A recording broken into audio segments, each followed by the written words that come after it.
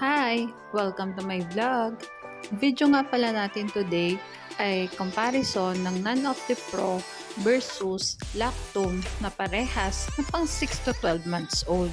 Request nga pala ito ng isa sa mga viewer ko.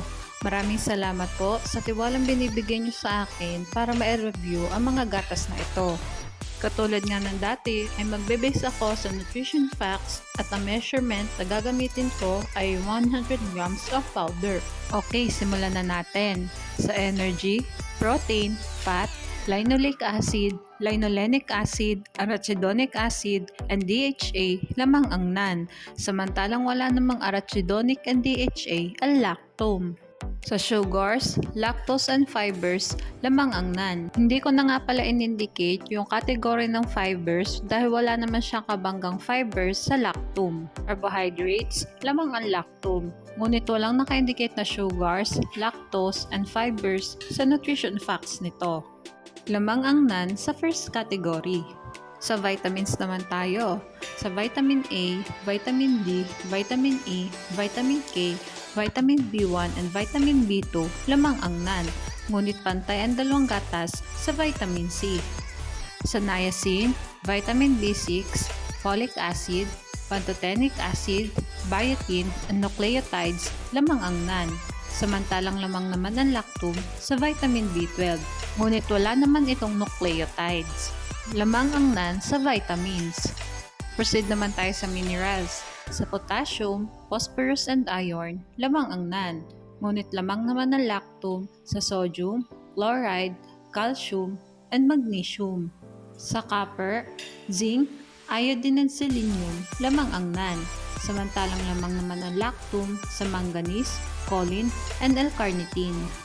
At dahil nga may choline and L-carnitine ang lactum na wala ang NAN at lahat ng minerals na meron ang NAN ay meron din ang lactum, i-consider ko na lamang ang lactum sa minerals kahit pa mas madami akong na-checkan na lamang ang NAN. Sa other nutrients naman tayo. Ang NAN ay may probiotics na wala ang lactum, samantalang ang lactum ay may prebiotics na wala naman ang NAN. Tayo ang dalawang gatas sa other nutrients. At tingnan naman natin yung price nila na parehas kung kinuha sa Lazada.